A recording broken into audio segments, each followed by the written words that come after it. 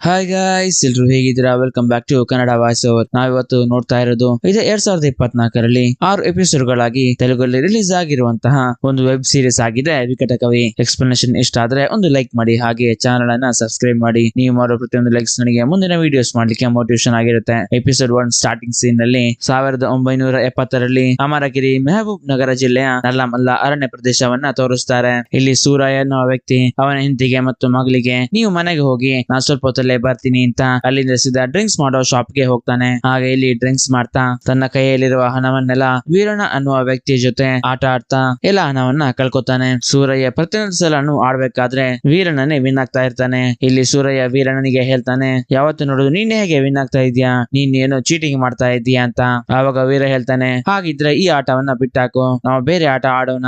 ನೀನ್ ಸೋತ್ರೆ ನನಗೇನ್ ಬೇಡ, ನೀನ್ ಕೊಟ್ಟಿರೋ 25 ಪೈಸೆ ಸಾಕು. ಆದ್ರೆ ನಾನ್ ಸೋತ್ರೆ ನನ್ನ ಹತ್ರ ಇರುವ ಆಡನ ನೀನೇ ಕೊಡ್ತೀನಿ ಅಂತ ಹೇಳ್ತಾನೆ. ಆವಾಗ ಇವನು ಈ ಡೀಲ್ ಚೆನ್ನಾಗಿದೆಯಲ್ಲ, ಏನ್ ಮಾಡ್ಬೇಕು ಹೇಳು ಅಂತ ಕೇಳ್ದಾಗ ವೀರಣ್ಣ ಹೇಳ್ತಾನೆ, ಮಧ್ಯರಾತ್ರಿಯಲ್ಲಿ ಅಲ್ಲಿರುವ ದೇವರ ಬೆಟ್ಟದ ತುದಿಗೆ ಹೋಗಿ ಈ ಲಾಂದರನ್ನ ಇಟ್ಟು ಬರ್ಬೇಕು ಅಂತ.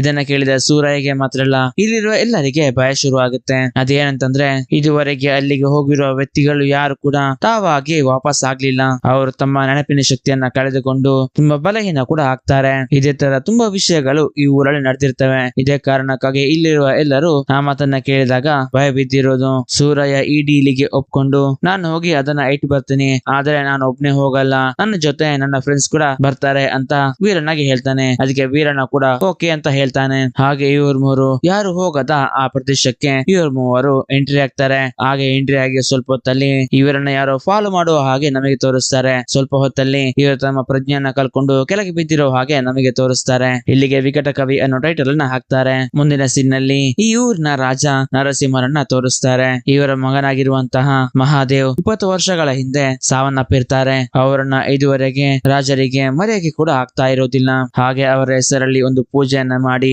ಇಲ್ಲಿಂದ ಹೋಗ್ತಿರ್ಬೇಕಾದ್ರೆ MLA ರಘುಪತಿ ಬಂದು ಹೇಳ್ತಾನೆ, ನಮ್ಮ ಊರಿನ ಜನರು ನಿಮ್ಮ ಹತ್ರ ಸ್ವಲ್ಪ ಮಾತಾಡ್ಬೇಕಂತೆ. ಅದು ಏನಂತಂದ್ರೆ, ಶ್ರೀಶೈಲ ಪ್ರಾಜೆಕ್ಟ್ ಇನ್ನು ಸ್ವಲ್ಪ ದಿನದಲ್ಲಿ ಮುಕ್ತಾಯಗೊಳ್ಳೋ ಸ್ಥಿತಿಯಲ್ಲಿದೆ. ಗವರ್ಮೆಂಟ್ ಹಾಕಿರೋ ಜಿಯೋ ಪ್ರಕಾರ ನಮ್ಮ ಊರಿನ ಜನರಿಗೆ ಸಿಗಬೇಕಾಗಿರೋ ಕೆಲಸ ಹಾಗೂ ನಷ್ಟ ಪರಿಹಾರಗಳು ಇದುವರೆಗೆ ಸಿಗ್ಲಿಲ್ಲ. ನೀವು ಮಿನಿಸ್ಟರ್ ಜೊತೆ ಮಾತಾಡಿದ್ರೆ ಚೆನ್ನಾಗಿರ್ತಿತ್ತು ಅಂತ ಹೇಳ್ಬೇಕಾದ್ರೆ ರಾಜ ಕೂಡ ನಾನು ಅವ್ರ ಜೊತೆ ಮಾತಾಡ್ತೀನಿ ಅಂತ ಹೇಳ್ತಾರೆ. ಆವಾಗ ಪೂಜಾರಿ ಹೇಳ್ತಾರೆ, ಈ ಊರಿನ ಜಾತ್ರೆ ನಡೆದು 2 ವರ್ಷ ಆಯ್ತು.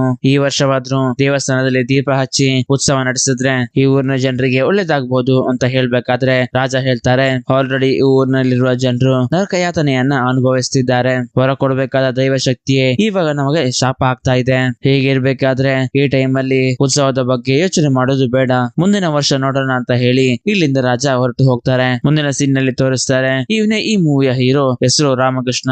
ಇವನು ಓಸ್ಮಾನಿ ಯೂನಿವರ್ಸಿಟಿಯ ಸ್ಟೂಡೆಂಟ್ ಕೂಡ ಆಗಿರ್ತಾನೆ. ಅದು ಮಾತ್ರ ಅಲ್ಲ, ಇವನು ಡಿಟೆಕ್ಟಿವ್ ಕೂಡ ಆಗಿರ್ತಾನೆ. ಇವನ ಜೊತೆ ಇನ್ನೊಬ್ಬ ವ್ಯಕ್ತಿ ಕೂಡ ಇರ್ತಾರೆ. ಇವರು ಹೆಸರು ವೇಣುಗೋಪಾಲ್. ಇವರು ಪ್ರೊಫೆಸರ್ ಕೂಡ ಆಗಿರ್ತಾರೆ. ಇವನು ಡಿಟೆಕ್ಟಿವ್ ಆಗಿರೋ ಕಾರಣ ಪೊಲೀಸರು ಇವನಿಗೆ ಒಂದು ಕೆಲಸವನ್ನ ಹೇಳಿರ್ತಾರೆ. ಏನಂತಂದ್ರೆ, ಇಲ್ಲೊಂದು ಮನೆಯಲ್ಲಿ ಶೇಖ್ ಅನ್ನೋ ವ್ಯಕ್ತಿಯ ಕೊಲೆ ಆಗಿರುತ್ತೆ. ಇದನ್ನ ಇನ್ವೆಸ್ಟಿಗೇಷನ್ ಮಾಡ್ಲಿಕ್ಕೆ ರಾಮಕೃಷ್ಣ ಇಲ್ಲಿಗೆ ಬಂದಿರ್ತಾನೆ. ಹಾಗೆ ಇಲ್ಲಿ ಎಲ್ಲ ವಿಷಯವನ್ನ ಚೆಕ್ ಮಾಡಿ ಇಲ್ಲಿ ಕೆಲಸ ಮಾಡುತ್ತಿದ್ದಂತಹ ಎಲ್ಲರ ಹೆಸರುಗಳನ್ನೆಲ್ಲ ತಿಳ್ಕೊಂಡು ಇವರಿಗೂ ಈ ಕೇಸಿಗೂ ಏನ್ ಸಂಬಂಧ ಇಲ್ಲ ಅಂತ ಅವರನ್ನೆಲ್ಲ ಕಳಿಸ್ತಾನೆ. ಇದರಲ್ಲಿ ಕಾಸಿಮ್ ಅನ್ನೋ ವ್ಯಕ್ತಿಯ ನಡವಳಿಕೆ ತುಂಬಾ ಡಿಫ್ರೆಂಟ್ ಆಗಿರೋದನ್ನ ಗಮನಿಸಿದ ರಾಮಕೃಷ್ಣ ಅವನನ್ನ ಫಾಲೋ ಮಾಡ್ಲಿಕ್ಕೆ ಶುರು ಮಾಡ್ತಾನೆ. ಹಾಗೆ ಕಾಸಿಮ್ ಹೋಗಿ ಭಾಗ್ಯಲಕ್ಷ್ಮಿ ಜ್ಯುವೆಲರ್ ಅನ್ನೋ ಶಾಪ್ ಗೆ ಹೋಗಿ ಅಲ್ಲಿರುವ ಸೇಟ್ ಹತ್ರ ನೀವು ಆದಷ್ಟು ಬೇಗ ದುಡ್ಡನ್ನ ಇವತ್ತೇ ಕೊಡ್ಲಿಕ್ಕೆ ನೋಡಿ, ಯಾಕೆಂತಂದ್ರೆ ಪೊಲೀಸರು ಶೇಖ್ ನ ಕೇಸನ್ನ ಇನ್ವೆಸ್ಟಿಗೇಷನ್ ಮಾಡ್ಲಿಕ್ಕೆ ಶುರು ಮಾಡಿದ್ರು ಅಂತ ಹೇಳ್ಬೇಕಾದ್ರೆ ಇವರು ಹೇಳ್ತಾರೆ, ಆಯ್ತು ನೀನು ಸಂಜೆ ಬಾ, ನಿನಗೆ ದುಡ್ಡನ್ನ ಕೊಡ್ತೀನಿ ಅಂತ. ಹಾಗೆ ಇಲ್ಲಿಂದ ಇವನು ಹೊರಡ್ಬೇಕಾದ್ರೆ ಇಲ್ಲಿಗೆ ರಾಮಕೃಷ್ಣ ಹಾಗೂ ಪೊಲೀಸರು ಬಂದು ಇವರನ್ನ ಅರೆಸ್ಟ್ ಮಾಡ್ಕೊಂಡು ಕರ್ಕೊಂಡು ಹೋಗ್ತಾರೆ. ಹಾಗೆ ಇವನಿಗೆ ಹೊಡೆದು ವಿಚಾರಿಸಿದಾಗ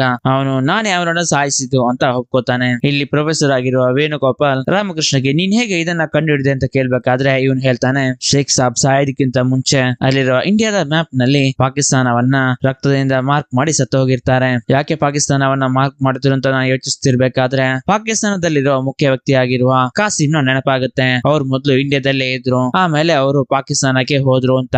ಇಲ್ಲಿ ಕಾಸಿಮ್ ಅನ್ನೋ ವ್ಯಕ್ತಿ ಇವನು ಒಬ್ನೇ ಇರೋದು. ಆದ ಕಾರಣ ಅವನ ಮೇಲೆ ಡೌಟ್ ನಲ್ಲಿ ಫಾಲೋ ಮಾಡ್ಕೊಂಡು ಹೋದೆ, ಇವಾಗ ಕನ್ಫರ್ಮ್ ಆಯ್ತು ಅಂತ ಹೇಳ್ತಾನೆ. ಅದೇ ಸಮಯದಲ್ಲಿ ಇಲ್ಲಿಗೆ ಆಜಾಬ್ ಖಾನ್ ಅನ್ನೋ ವ್ಯಕ್ತಿ ಬರ್ತಾನೆ. ಇವರು ಹೈದರಾಬಾದ್ ನ ಪೊಲಿಟಿಷಿಯನ್ ಕೂಡ ಆಗಿರ್ತಾರೆ. ಇವರು ಬಂದು ಪೊಲೀಸರಿಗೆ ಏನಾಯ್ತು ಕೇಸ್ ಅಂತ ಕೇಳ್ಬೇಕಾದ್ರೆ ಅವ್ರು ಕೂಡ ಕೇಸ್ ಸಾಲ್ವ್ ಆಯ್ತು, ಅದನ್ನ ಕಂಡು ಹಿಡಿದವರು ರಾಮಕೃಷ್ಣ ಅಂತ ಹೇಳಿ ಅವರನ್ನ ಇಂಟ್ರೊಡ್ಯೂಸ್ ಮಾಡ್ತಾರೆ. ಈ ಕೇಸನ್ನ ಕಂಡು ಹಿಡಿದಿರೋದಕ್ಕೆ ತುಂಬಾ ಥ್ಯಾಂಕ್ಸ್ ಅಂತ ಆಜಾಬ್ ಖಾನ್ ರಾಮಕೃಷ್ಣಗೆ ಹೇಳ್ತಾರೆ. ಮತ್ತೆ ಈ ಕೇಸನ್ನ ಸಾಲ್ವ್ ಮಾಡಿದಕ್ಕೆ ಇವನಿಗೆ ಸ್ವಲ್ಪ ಹಣವನ್ನ ಕೂಡ ಕೊಡ್ತಾರೆ. ಆ ಹಣದಿಂದ ರಾಮಕೃಷ್ಣ ತನ್ನ ತಾಯಿಗೆ ಒಂದು ಸೀರೆಯನ್ನ ತಗೊಳ್ಬೇಕು ಅಂತ ಒಂದು ಶಾಪ್ ಗೆ ಬರ್ತಾನೆ. ಹಾಗೆ ಇಲ್ಲಿ ಒಂದು ಸೀರೆಯನ್ನ ಸೆಲೆಕ್ಟ್ ಮಾಡಿ ಆ ಸೀರೆಯನ್ನ ಪ್ಯಾಕ್ ಮಾಡ್ತಿರ್ಬೇಕಾದ್ರೆ ಗುಡುಗು ಸಿಡಿಲು ಸಮೇತ ಜೋರಾಗಿ ಮಳೆ ಬರ್ಲಿಕ್ಕೆ ಸ್ಟಾರ್ಟ್ ಆಗುತ್ತೆ. ಇದನ್ನ ಗಮನಿಸಿದ ರಾಮಕೃಷ್ಣ ಅವರ ಕೈಯಿಂದ ಆ ಸೀರೆಯನ್ನ ಎಳ್ಕೊಂಡು ತನ್ನ ಸೈಕಲ್ ನಲ್ಲಿ ಮನೆಗೆ ಹೋಗ್ತಾನೆ. ಇಲ್ಲಿಗೆ ಸೀನ್ ಕಟ್ ಮಾಡಿ ಕಾಲೇಜಿನಲ್ಲಿ ತೋರಿಸ್ತಾರೆ. ಇಲ್ಲಿ ಪ್ರೊಫೆಸರ್ ಆಗಿರುವಂತಹ ವೇಣುಗೋಪಾಲ್ ಒಂದು ಲೆಟರ್ ಅನ್ನ ಓದ್ತಿರ್ತಾನೆ. ನಮ್ಮ ಊರಿನ ಪರಿಸ್ಥಿತಿ ತುಂಬಾ ಹದಗೆಡ್ತಾ ಇದೆ, ಅದು ಮಾತ್ರ ಅಲ್ಲ ಜನಸಂಖ್ಯೆ 32ಕ್ಕೆ ಏರಿಕೆಯಾಗಿದೆ ಅಂತ ಲೆಟರ್ ನಲ್ಲಿ ಬರ್ತಿರ್ತಾರೆ. ಏನಿದು 32 ಅಂತ ನಿಮಗೆ ಹೋಗ್ತಾ ಹೋಗ್ತಾ ಗೊತ್ತಾಗುತ್ತೆ. ಅದೇ ಸಮಯದಲ್ಲಿ ಇಲ್ಲಿಗೆ ರಾಮಕೃಷ್ಣ ಬರ್ತಾನೆ. ಅವ್ರು ಬಂದು ಸಾರಿ ಸರ್, ನಿನ್ನೆ ಸ್ವಲ್ಪ ಎಮರ್ಜೆನ್ಸಿ ಇತ್ತು ಅದಕ್ಕೆ ಹೋಗಿದ್ದೆ ಅಂತ ಹೇಳ್ತಾನೆ. ಅಂತಹ ಎಮರ್ಜೆನ್ಸಿ ಕೆಲಸ ಏನು ಅಂತ ಇವ್ರು ಕೇಳಿದಾಗ ರಾಮಕೃಷ್ಣ ಹೇಳ್ತಾನೆ, ನನ್ನ ತಾಯಿಗೆ ಹೋಮ್ರೋಫೋಬಿಯಾ ಅನ್ನೋ ಒಂದು ಕಾಯಿಲೆ ಇದೆ. ಜೋರು ಮಳೆ ಬರಬೇಕಾದ್ರೆಲ್ಲ ಅವರಿಗೆ ಭಯ ಶುರು ಆಗುತ್ತೆ. ಆ ಮಳೆ ಬರೋ ಟೈಮ್ ಅಲ್ಲಿ ನಾನು ಅವ್ರ ಜೊತೆ ಇರ್ಬೇಕಿತ್ತು. ನಾನು ಸೀರೆ ತಗೋಬೇಕು ಅಂತ ಶಾಪ್ ಅಲ್ಲಿ ಇದ್ದ ಕಾರಣ ನನಗೆ ಸರಿಯಾದ ಸಮಯಕ್ಕೆ ಮನೆಗೆ ಹೋಗ್ಲಿಕ್ಕೆ ಆಗ್ಲಿಲ್ಲ. ಅದೇ ಸಮಯದಲ್ಲಿ ನಾನು ಮನೆಗೆ ಹೋಗಿ ನೋಡಿದಾಗ ಅಮ್ಮ ಭಯದಿಂದ ನಡುಕ್ತಾ ನೆಲದ ಮೇಲೆ ಕೂತಿದ್ರು. ಅವರನ್ನ ಕರ್ಕೊಂಡು ಹೋಗಿ ಹಾಸ್ಪಿಟಲ್ ಅಲ್ಲಿ ಅಡ್ಮಿಟ್ ಮಾಡಿ ಇವಾಗ ನಾನು ಇಲ್ಲಿಗೆ ಬಂದಿದ್ದು ಅಂತ ಹೇಳ್ತಾನೆ. ಅದು ಮಾತ್ರ ಅಲ್ಲ, ನನಗೆ ಪೊಲೀಸರಿಗೆ ಹೆಲ್ಪ್ ಮಾಡಿ ಸಿಕ್ಕಿರುವ ಹಣದಿಂದ ತಾಯಿಯನ್ನ ಖುಷಿಯಿಂದ ನೋಡ್ಕೊಳ್ಬೇಕು ಅಂತ ನನಗೆ ಆಸೆ ಇದೆ. ಆ ಒಂದು ಕಾರಣಕ್ಕಾಗಿ ಮಾತ್ರ ನಾನು ಇದೆಲ್ಲ ಮಾಡ್ತಾ ಇರೋದು ಅಂತ ಹೇಳ್ತಾನೆ. ಇದನ್ನ ಕೇಳಿದ ಪ್ರೊಫೆಸರ್ ಗೆ ಕೂಡ ಬೇಜಾರಾಗುತ್ತೆ. ಆಮೇಲೆ ಅವರಿಗೆ ಇನ್ನೊಂದು ಪ್ಲಾನ್ ಕೂಡ ಮೈಂಡ್ ಅಲ್ಲಿ ಬರುತ್ತೆ. ಅದನ್ನ ರಾಮಕೃಷ್ಣ ಕೂಡ ಹೇಳ್ತಾರೆ. ಅದು ಏನಂತಂದ್ರೆ, ನಾನು ಇಲ್ಲಿಗೆ ಬಂದಿರೋದು ನಲ್ಲಮಲ್ಲ ಜಿಲ್ಲೆಯಿಂದ. ಅದು 1947 ಗಿಂತ ಮುಂಚೆ ಅದು ಅಮರಗಿರಿ ಸಂಸ್ಥಾನವಾಗಿತ್ತು. ಆ ಊರಿನಲ್ಲಿ ಇವಾಗ ಒಂದು ಸಮಸ್ಯೆ ನಡೀತಾ ಇದೆ. ಅದನ್ನ ನಿನ್ನಿಂದ ಮಾತ್ರ ಬಗೆಹರಿಸಲಿಕ್ಕೆ ಸಾಧ್ಯ ಅಂತ ನಾನು ಅನ್ಕೋತಾ ಇದ್ದೀನಿ. ಆ ಸಮಸ್ಯೆನ ನೀನೆಲ್ಲಾದ್ರೂ ಬಗೆಹರಿಸಿದ್ರೆ ಅಲ್ಲಿರೋ ರಾಜ ನಿನಗೆ ಏನಾದ್ರೂ ಸಹಾಯ ಮಾಡಬಹುದು ಅಂತ ಹೇಳ್ತಾರೆ. ಇದನ್ನ ಕೇಳಿದ ರಾಮಕೃಷ್ಣ, ಅಲ್ಲಿಗೆಲ್ಲ ನನಗೆ ಹೋಗ್ಲಿಕ್ಕೆ ಆಗುದಿಲ್ಲ. ಯಾಕೆ ಅಂತಂದ್ರೆ ಇಲ್ಲಿ ನನ್ನ ತಾಯಿ ಮಾತ್ರ ಒಬ್ಬರೇ ಇರೋದು, ಅವರನ್ನ ನಾನೇ ನೋಡ್ಕೋಬೇಕು ಅಂತ. ಹಾಗೆ ಹೇಳಿ ಅಲ್ಲಿಂದ ಸೀದಾ ಮತ್ತೆ ಹಾಸ್ಪಿಟಲ್ ಗೆ ತಾಯಿಯನ್ನ ನೋಡ್ಲಿಕ್ಕೆ ಬರ್ತಾನೆ. ಇಲ್ಲಿ ಡಾಕ್ಟರ್ ರಾಮಕೃಷ್ಣಗೆ ಹೇಳ್ತಾರೆ, ನಿನ್ನೆ ಆಗಿರುವ ಪ್ಯಾನಿಕ್ಗೆ ಅವರಿಗೆ ಹಾರ್ಟ್ ಅಟ್ಯಾಕ್ ಆಗಿದೆ. ಇವಾಗ ಅವರಿಗೆ ಪರವಾಗಿಲ್ಲ, ಆದ್ರೆ ಆದಷ್ಟು ಬೇಗ ಆಪರೇಷನ್ ಮಾಡ್ಬೇಕು. ಅದಕ್ಕೆ ತುಂಬಾ ಹಣ ಕೂಡ ಖರ್ಚಾಗಬಹುದು. ಏನ್ ಮಾಡೋದಾದ್ರೂ ಆದಷ್ಟು ಬೇಗ ಮಾಡು ಅಂತ ಹೇಳಿ ಡಾಕ್ಟರ್ ಇಲ್ಲಿಂದ ಹೋಗ್ತಾರೆ. ಅದೇ ಸಮಯದಲ್ಲಿ ಇಲ್ಲಿಗೆ ಪ್ರೊಫೆಸರ್ ಆಗಿರುವಂತಹ ವೇಣುಗೋಪಾಲ್ ಕೂಡ ಇಲ್ಲಿಗೆ ಬರ್ತಾರೆ. ಅವರು ಇವಾಗ ತಾಯಿ ಹೇಗಿದ್ದಾರೆ, ಏನ್ ಹೇಳಿದ್ರು ಡಾಕ್ಟರ್ ಅಂತ ಕೇಳ್ಬೇಕಾದ್ರೆ ಇವನು ಹೇಳ್ತಾನೆ, ಡಾಕ್ಟರ್ ಆಪರೇಷನ್ ಮಾಡ್ಬೇಕು ಅಂತ ಹೇಳ್ತಿದ್ದಾರೆ, ಅಷ್ಟೊಂದು ದುಡ್ಡಿಗೆ ನಾನು ಎಲ್ಲಿ ಹೋಗೋದು ಅಂತ ಹೇಳ್ತಿರ್ತಾನೆ. ಆವಾಗ ಪ್ರೊಫೆಸರ್ ಹೇಳಿದ ಮಾತು ಇವನಿಗೆ ನೆನಪಾಗುತ್ತೆ. ನೀವು ನಿಮ್ಮ ಊರಿನಲ್ಲಿ ಒಂದು ಸಮಸ್ಯೆ ಇದೆ ಅಂತ ಹೇಳಿದ್ರಲ್ಲ, ಅದನ್ನ ಬಗೆಹರಿಸಿದ್ರೆ ನನಗೆ ದುಡ್ಡು ಕೊಡ್ತೀರಾ ಅಂತ ಹೇಳಿದ್ರಲ್ಲ, ಆ ಕೆಲಸವನ್ನ ನಾನು ಮಾಡ್ತೀನಿ ಅಂತ ಹೇಳ್ತಾನೆ. ಇದಕ್ಕೆ ಪ್ರೊಫೆಸರ್ ಆಗಿರುವಂತಹ ವೇಣುಗೋಪಾಲ್ ಕೂಡ, ಸರಿ ನೀನು ಹೋಗಿಟ್ ಬಾ, ಇಲ್ಲಿರೋ ನಿನ್ನ ತಾಯಿಯನ್ನ ನಾನ್ ನೋಡ್ಕೋತೀನಿ ಅಂತ ಹೇಳ್ತಾನೆ. ಮತ್ತೆ ಅವನ ಕೈಯಲ್ಲಿ ಬರೆದಿರೋ ಒಂದು ಲೆಟರ್ ಅನ್ನ ಕೂಡ ರಾಮಕೃಷ್ಣನ ಕೈಯಲ್ಲಿ ಕೊಟ್ಟು ಅಮರಗಿರಿ ಊರಿಗೆ ಕಳಿಸ್ತಾನೆ. ಹಾಗೆ ಇವನು ಕೂಡ ಅಮರಗಿರಿಗೆ ಹೋಗ್ತಿರೋ ಹಾಗೆ ನಮಗೆ ತೋರಿಸ್ತಾರೆ. ಹಾಗೆ ಇವನು ಹೋಗ್ತಿರೋ ದಾರಿಯಲ್ಲಿ ಒಂದು ಕಾರ್ ನಲ್ಲಿ ಲಿಫ್ಟ್ ಅನ್ನ ಕೂಡ ಕೇಳ್ತಾನೆ. ಹಾಗೆ ಆ ಕಾರ್ ನಲ್ಲಿ ಲಿಫ್ಟ್ ಕೇಳ್ಕೊಂಡು ಮುಂದೆ ಹೋಗ್ತಿರ್ಬೇಕಾದ್ರೆ ಅದರ ಡ್ರೈವರ್, ನೀವು ಎಲ್ಲಿ ಹೋಗ್ತಿದ್ದೀರಿ ಅಂತ ಕೇಳಿದಾಗ ಇವನು ಕೂಡ ನಾನು ಅಮರಗಿರಿಗೆ ಹೋಗ್ತಾ ಇದ್ದೀನಿ, ಹಾಗೆ ನಾನು ಒಬ್ಬ ಡಿಟೆಕ್ಟಿವ್ ಅಂತ ಪರಿಚಯ ಮಾಡ್ಕೊತಾನೆ. ಹಾಗೆ ಇದೇ ಕಾರ್ ನಲ್ಲಿ ಒಬ್ಳು ಹುಡುಗಿ ಕೂಡ ಇರ್ತಾಳೆ. ಇವಳೇ ಈ ಮೂವಿಯ ಹೀರೋಯಿನ್, ಹೆಸರು ಲಕ್ಷ್ಮಿ. ರಾಮಕೃಷ್ಣ ಅವಳಿಗೆ ನಿಮ್ಮ ಹೆಸರೇನು ಅಂತ ಕೇಳಿದಾಗ ಅವಳು ಕೂಡ ಹೇಳ್ತಾಳೆ, ನೀವು ಡಿಟೆಕ್ಟಿವ್ ಅಲ್ವಾ, ನನ್ನ ಹೆಸರನ್ನ ಕಂಡುಹಿಡಿಯಿರಿ ಅಂತ. ಹಾಗೆ ಇವರು ಮಾತಾಡ್ತಾ ಇವನು ಇಳಿಯುವ ಸ್ಟಾಪ್ ಬರುತ್ತೆ. ಹಾಗೆ ಇಳಿಬೇಕಾದ್ರೆ ಇವನು ಹೇಳ್ತಾನೆ, ನಿಮ್ಮ ಹೆಸರು ಲಕ್ಷ್ಮಿ, ನೀವು ಸೈಕಿಯಾಟ್ರಿಸ್ಟ್ ಸ್ಟೂಡೆಂಟ್ ಅಂತ ಹೇಳ್ಬೇಕಾದ್ರೆ ಇವಳಿಗೆ ಆಶ್ಚರ್ಯವಾಗಿ ನನ್ನ ಹೆಸರು ನಿಮಗೆ ಹೇಗೆ ಗೊತ್ತು ಅಂತ ಕೇಳ್ಬೇಕಾದ್ರೆ ಇವನೊಂದು ಲೆಟರ್ ಅನ್ನ ತೆಗೆದು ಅವಳಿಗೆ ಕೊಡ್ತಾನೆ. ಈ ಲೆಟರ್ ಕಾರಿನ ಡ್ಯಾಶ್ ಬೋರ್ಡ್ ಅಲ್ಲಿ ಇತ್ತು ಅಂತ ಹೇಳ್ತಾನೆ. ಅಲ್ಲಿಂದ ಸೀದಾ ಇವನು ಅಮರಗಿರಿ ಅನ್ನೋ ಊರಿಗೆ ಬರ್ತಾನೆ. ಇಲ್ಲಿ ಬಂದು ನೋಡ್ಬೇಕಾದ್ರೆ ಊರಿನಲ್ಲಿ ಯಾರು ಕೂಡ ಕಾಣಿಸ್ತಾ ಇರೋದಿಲ್ಲ. ಹಾಗೆ ಸೀದಾ ರಾಜರ ಮನೆಗೆ ಹೋದಾಗ ಎಲ್ರು ರಾಜರ ಮನೆ ಮುಂದೆ ಸೇರಿರ್ತಾರೆ. ಹಾಗೆ ಇಲ್ಲಿ ರಾಮಕೃಷ್ಣ ರಾಜರ ಮುಂದೆ ಬಂದು ಪ್ರೊಫೆಸರ್ ವೇಣುಗೋಪಾಲ್ ಕೊಟ್ಟಿರೋ ಒಂದು ಲೆಟರ್ ಅನ್ನ ರಾಜರ ಕೈಯಲ್ಲಿ ಕೊಡ್ತಾನೆ. ಅವರು ಅದನ್ನ ಓದಿ, ವೇಣುಗೋಪಾಲ್ ಕಲ್ಸಿರೋದ, ಇಲ್ಲಿ ಯಾವುದೇ ತರದ ಸಮಸ್ಯೆ ಇಲ್ಲ, ನೀವು ಇಲ್ಲಿಂದ ಹೊರಡಬಹುದು ಅಂತ ಹೇಳ್ತಾನೆ. ಅದಕ್ಕೆ ರಾಮಕೃಷ್ಣ ಹೇಳ್ತಾನೆ, ನನ್ನ ಇಲ್ಲಿಗೆ ಕಲ್ಸಿರೋದು ವೇಣುಗೋಪಾಲ್ ಸರ್, ಇಲ್ಲಿ ಯಾವುದೇ ತರದ ಸಮಸ್ಯೆ ಇದ್ರೆ ಹೇಳಿ, ನಾನು ಅದನ್ನ ಸಾಲ್ವ್ ಮಾಡ್ತೀನಿ, ನಾನು ಡಿಟೆಕ್ಟಿವ್ ಅಂತ ಹೇಳ್ತಾನೆ. ಇದನ್ನೆಲ್ಲ ಒಂದು ಚಿಕ್ಕ ಹುಡುಗಿ ಪಕ್ಕದಲ್ಲಿ ಕೇಳಿಸ್ತಿರ್ತಾಳೆ. ಇಲ್ಲಿ ರಘುಪತಿ ಹೇಳ್ತಾನೆ, ನಿನ್ನ ಮೊದಲು ಹೊರಗಡೆ ಯಾರು ಬಿಟ್ಟಿದ್ದು, ಮೊದಲು ಇವರನ್ನ ಹೊರಗಡೆ ತಳ್ಳಿ ಅಂತ ಹೇಳ್ತಾರೆ. ಹಾಗೆ ಇವರನ್ನ ಕರ್ಕೊಂಡ್ ಬಂದು ಹೊರಗಡೆ ಕೂಡ ಹಾಕ್ತಾರೆ. ಇವನು ಅನ್ಕೋತಾನೆ, ಸ್ವಲ್ಪ ಕೂಡ ಇವರಿಗೆ ಮರ್ಯಾದೆ ಅನ್ನೋದೇ ಗೊತ್ತಿಲ್ಲ, ಕತ್ತಿಡ್ದು ಹೊರಗಡೆ ತಳ್ತಿದ್ದಾರೆ ಅಂತ. ಅಲ್ಲಿಂದ ಸೀದಾ ಒಂದು ಟೀ ಶಾಪ್ ಹತ್ರ ಬಂದು ಕೂತ್ಕೊಳ್ತಾನೆ. ಇಲ್ಲಿ ಬಂದು ತನಗೆ ತಾನೇ ಮಾತಾಡ್ಕೊಳ್ತಾನೆ, ಮೊದ್ಲು ಬಂದು ವೇಣುಗೋಪಾಲ್ ಸಾರಿಗೆ ಹೊಡಿಬೇಕು, ಅವ್ರು ಹೇಳಿ ನಾನು ಇಲ್ಲಿಗೆ ಬಂದಿರೋದು, ಇವಾಗ ನನಗೆ ಈ ತರ ಆಯ್ತು ಅಂತ.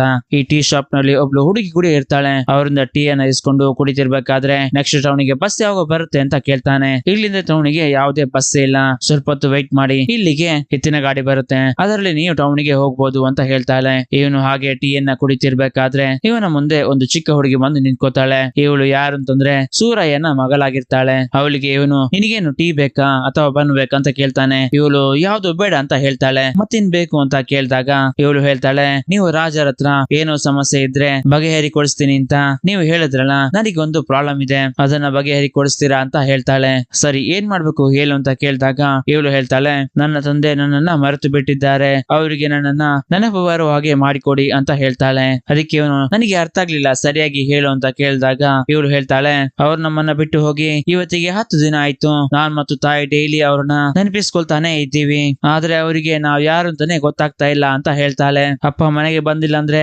ಮಧ್ಯರಾತ್ರಿಯಲ್ಲಿ ನಾನು ಹೇಳ್ಬೇಕಾದ್ರೆ ನನಗೆ ತುಂಬಾ ಭಯ ಆಗ್ತಾ ಇರುತ್ತೆ ಅಂತ ಹೇಳ್ತಾಳೆ. ಇವಳು ಈ ಮಾತನ್ನ ಹೇಳ್ಬೇಕಾದ್ರೆ ಇವನಿಗೆ ಇವನ ಚಿಕ್ಕ ವಯಸ್ಸಿನ ಮಾತುಗಳೆಲ್ಲ ಇವನಿಗೆ ನೆನಪಾಗ್ಲಿಕ್ಕೆ ಶುರು ಆಗುತ್ತೆ. ಅದೇ ಸಮಯದಲ್ಲಿ ಟೌನಿಗೆ ಹೋಗುವ ಕುದುರೆ ಗಾಡಿ ಕೂಡ ಇಲ್ಲಿಗೆ ಬರುತ್ತೆ. ಈ ಹುಡುಗಿ ಹೇಳ್ತಿರ್ತಾಳೆ, ನನ್ನ ತಂದೆ ನನ್ನ ಜೊತೆ ಮಾತಾಡಿದ್ರೆ ತುಂಬಾ ದಿನ ಆಯ್ತು, ನೀವೇ ಹೇಗಾದ್ರೂ ಇದನ್ನ ಸರಿ ಮಾಡಿ ಕೊಡಿ ಅಂತ. ಇದನ್ನ ಕೇಳಿ ಆ ಕುದುರೆ ಗಾಡಿಯನ್ನ ಕೂಡ ಇವನು ಕಳಿಸ್ತಾನೆ. ಮತ್ತೆ ಕೇಳ್ತಾನೆ, ಇವಾಗ ನಿನ್ನ ತಂದೆ ಎಲ್ಲಿದ್ದಾರೆ ಅಂತ. ಇವಳು ಅವನನ್ನ ಸೀದಾ ದೇವಸ್ಥಾನಕ್ಕೆ ಕರ್ಕೊಂಡು ಹೋಗ್ತಾಳೆ. ಹಾಗೆ ದೇವಸ್ಥಾನದ ಪಕ್ಕದಲ್ಲಿರೋ ಒಂದು ರೂಮ್ ನಲ್ಲಿ ಇವನು ನೋಡ್ಬೇಕಾದ್ರೆ 30 ರಿಂದ 32 ಜನರನ್ನ ಕಟ್ಟಿ ಹಾಕಿ ಕೂಡಿ ಹಾಕಿರ್ತಾರೆ. ಇದರಲ್ಲಿ ಆ ಹುಡುಗಿಯ ತಂದೆ ಕೂಡ ಇರ್ತಾರೆ. ಆದ್ರೆ ಇಲ್ಲಿರುವವರು ಯಾರು ಕೂಡ ಸ್ವಲ್ಪ ಕೂಡ ಮೂವ್ಮೆಂಟ್ ಆಗದೆ ಸ್ಟ್ಯಾಚ್ಯೂ ತರ ಎಲ್ರು ಕೂತಿರ್ತಾರೆ. ಇದನ್ನ ಇವನು ನೋಡ್ಬೇಕಾದ್ರೆ ಇವನಿಗೊಂಥರ ಮಿಸ್ಟ್ರಿ ಫೀಲ್ ಆಗ್ಲಿಕ್ಕೆ ಶುರು ಆಗುತ್ತೆ. ಇಲ್ಲಿ ಹುಡುಗಿ ಹೇಳ್ತಿರ್ತಾಳೆ, 10 ದಿನಗಳ ಹಿಂದೆ ಅವರು ಕಾಡಿಗೆ ಅಂತ ಹೋಗಿದ್ರು. ಅಲ್ಲಿಗೆ ಹೋದವರು ತನ್ನ ಪ್ರಜ್ಞೆಯನ್ನ ಕಲ್ಕೋತಾರೆ. ಅದಾದ್ಮೇಲೆ ಅವ್ರಿಗೆ ಪರಿಚಯ ಇರುವ ವ್ಯಕ್ತಿಗಳನ್ನೆಲ್ಲ ಅವರು ಮರೆತು ಹೋಗ್ತಿದ್ದಾರೆ ಅಂತ ಇವಳು ಹೇಳ್ತಿರ್ತಾಳೆ. ಇದಕ್ಕೆಲ್ಲ ಕಾರಣ ಏನು ಅಂತ ಇವನು ಯೋಚಿಸ್ತಿರ್ಬೇಕಾದ್ರೆ ಇಲ್ಲಿಗೆ ಎಪಿಸೋಡ್ 1 ಎಂಡ್ ಆಗುತ್ತೆ. ಈ ಎಕ್ಸ್ಪ್ಲನೇಷನ್ ಹೇಗಿತ್ತು ಅಂತ ಕಮೆಂಟ್ ನಲ್ಲಿ ಮೆನ್ಷನ್ ಮಾಡಿ ತಿಳಿಸಿ. ಇಷ್ಟ ಆಗಿದ್ರೆ ಒಂದು ಲೈಕ್ ಮಾಡಿ, ಹಾಗೆ ಚಾನಲ್ ಅನ್ನು ಸಬ್ಸ್ಕ್ರೈಬ್ ಮಾಡಿ. ನೀವು ಮಾಡೋ ಪ್ರತಿಯೊಂದು ಲೈಕ್ಸ್ ನನಗೆ ಮುಂದಿನ ವಿಡಿಯೋಸ್ ಮಾಡ್ಲಿಕ್ಕೆ ಮೋಟಿವೇಶನ್ ಆಗಿರುತ್ತೆ. Thanks for watching. ಸಿಗೋಣ ಎಪಿಸೋಡ್ 2 ಅಲ್ಲಿ.